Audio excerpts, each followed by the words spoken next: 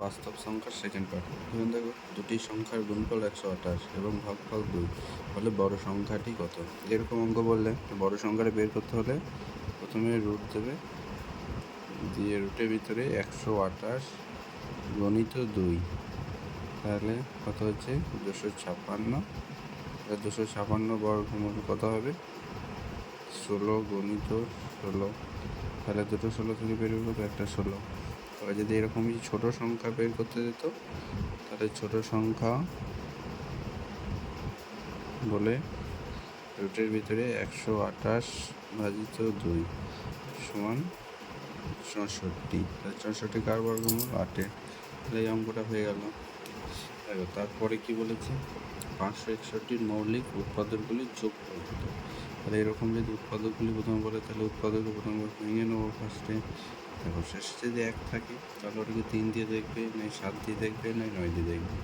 আমি 3 দিয়ে দেখি, তাহলে 3 একে 3, 2, আর 3 8 24, 3 7 21। তারপর আবার কয় দিয়ে যাবে তোমার? 11 দিয়ে। 11 একে 11, তারপরে 11 7 77। তাহলে আর যাচ্ছে না, তাহলে মোট পাওয়ারগুলো যোগফল হচ্ছে 3 প্লাস 17, তাহলে কত হচ্ছে 31।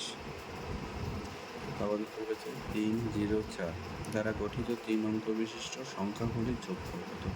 তাহলে বলেছে 3 অঙ্ক বিশিষ্ট সংখ্যাগুলির যোগফল কত? তাহলে একটা নিলাম কত? 4 0 3।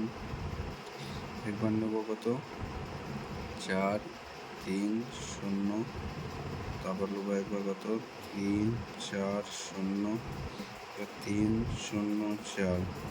দেখো তারপরে আর নিলে হবে না এখন। তাহলে 4 আর 3 7, 4 আর 3 7, 7 4 8, 8 আর 6 14।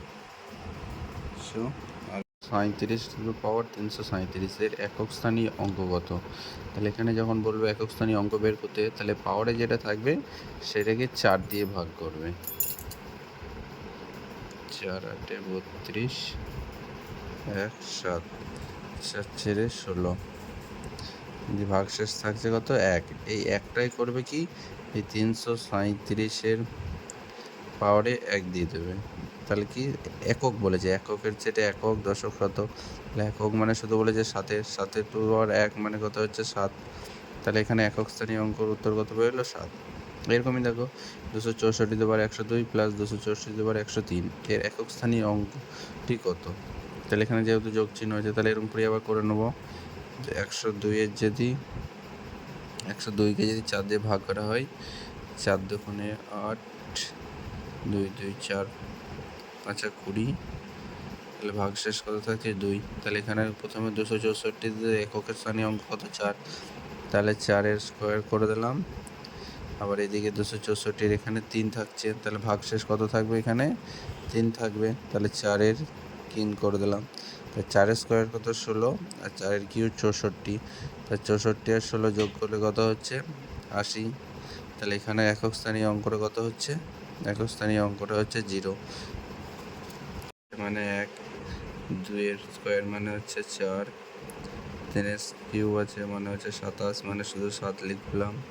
4-এর কিউব আছে শেষে হচ্ছে 4 4 16, যে 4 4 16, 16 4 64, 4 হচ্ছে 256, তাহলে হচ্ছে শুধু 6 লিখলাম।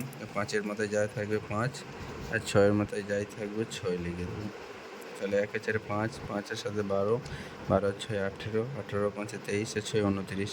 তাহলে এখানে এর একক স্থানীয় অঙ্কটা কত হচ্ছে? শুধু 9। দেখো যদি এটা না বুঝতে পারো বলবে, 6-এর মাথায় যাই থাকুক পাওয়ারে যাই থাকবে একক স্থানীয় অঙ্ক 6 হবে। 5-এর মাথায় যাই থাকুক যাই পাওয়ার থাকুক সে একক স্থানীয় অঙ্ক 5 হবে। এখানে 4-এর 4টে দুবার 4 মানে হচ্ছে 64, 256, 256 শুধু 6 লিখলাম। এখানে 3-এর কিউব 27, শুধু 7 লিখলাম। 2-এর স্কোয়ার 4, আর 1-এর 1। দেখো এইরকমই হচ্ছে একক স্থানীয় অঙ্ক। শেষে 2 6 12, 12 2 থাকছে 2 9, 2 1 2, তো 2 3 6, 6 9 54, 54 শেষে 4 থাকছে, 4 7 28। তাহলে একক স্থানীয় অঙ্ক কত? 8। তারপর দেখিয়ে দিচ্ছি, দেখো শেষের সংখ্যা কোটা নিয়ে নিলাম।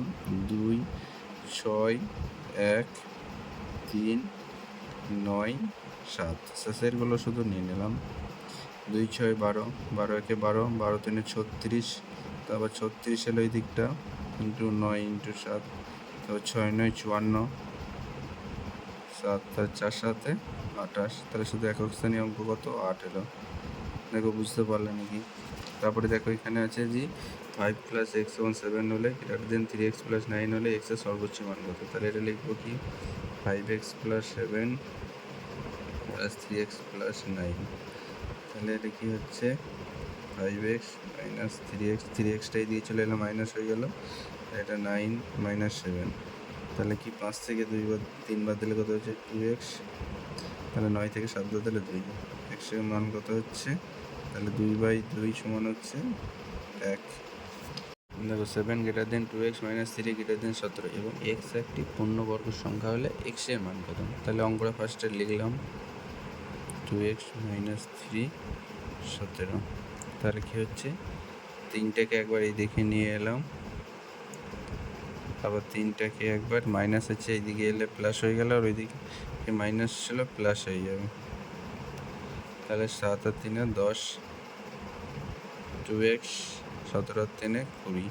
তাহলে 3 জনেরই 2 কমন নিয়ে নিলাম, তাহলে হচ্ছে 5x 10। তারপর অঙ্কটা কি বলেছে, x একটি পূর্ণবর্গ সংখ্যা। তাহলে x হচ্ছে 10 ও 5-এর মধ্যে পূর্ণবর্গ সংখ্যা কত আছে আমাদের 9। তাই এখানে উত্তরটা কত হবে 9। যদি এখানে 4 ও 3 ও 10-এর মধ্যে পূর্ণবর্গ সংখ্যা বলতো আসতো, তাহলে হতো 4 ও 9 হতো। তা শুধু যেহেতু একটা হচ্ছে তাই 9 হলো। দেখো তারপরে অঙ্কটা কি হচ্ছে x × y = x² + y² - xy হলে y 11 × 13 হলে কত। তাহলে এরকমই দেখো এখানে লিখবো 11 13, সেই রকমই 11² লিখবো ফার্স্টে, প্লাস 13² লিখবো, ইন্টু 11 × 13 লিখবো। তাহলে 11² = 121, 13² = 169। এবার 13-র সঙ্গে 11 গুণ করলে হচ্ছে 143। তাহলে এই দুটো যোগ করলাম, 3 9 × 10, 6 2 8 × 9, 2 290 থেকে 143 বাদ দিয়ে দেবো। তাহলে 7 4 × 5 4 147। দেখো এটা হয়ে গেল। দেখো তারপরে আমরা করেছি দুটি পরপর বিজোড় সংখ্যার গুণফল 6 7 2 3। তাহলে বড় সংখ্যাটি কত। তাহলে একটা ধরবো x, আর একটা যদি x ধরি তাহলে একটা হবে x + 2। তাহলে হচ্ছে পরপর দুটো সংখ্যা হলো, তাহলে ওদের গুণফল বলেছে।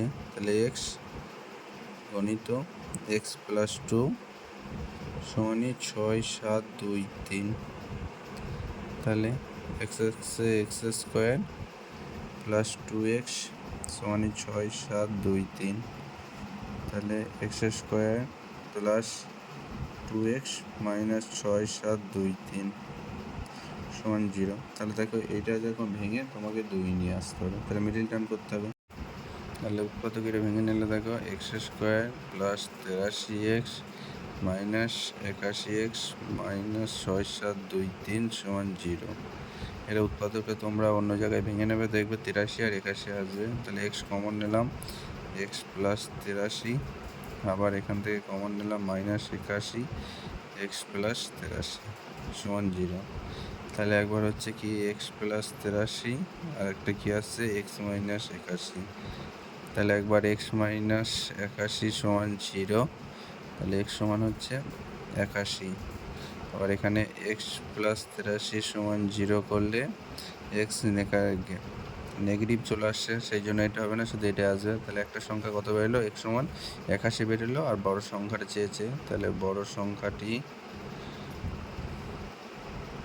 81 + 2 সমান হচ্ছে 83।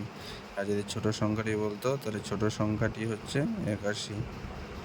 দেখো তারপরটা, 3টি ক্রমিক সংখ্যার যোগফল 15 হলে তাদের গুণফল করো। ক্রমিক মানে হচ্ছে পরপর। যেমন ধরো x + 1 আর একটা x + 2, এটা হচ্ছে ক্রমিক মানে পরপর। তাহলে বলছে 3টি সংখ্যার যোগফল, তাহলে এদের যোগফল করে দিলে কত x + 1 আর x + 2, 3টি যোগফল সমানই 15। তাহলে কি হচ্ছে 3টে x হচ্ছে, তাহলে 3x + 2 এর একে 3 = 15। তাহলে 3x = 15, 3টে ওই দিকে গেলে মাইনাস হয়ে যাবে। তাহলে 3x = 15 থেকে 3 বাদ দিলে 12।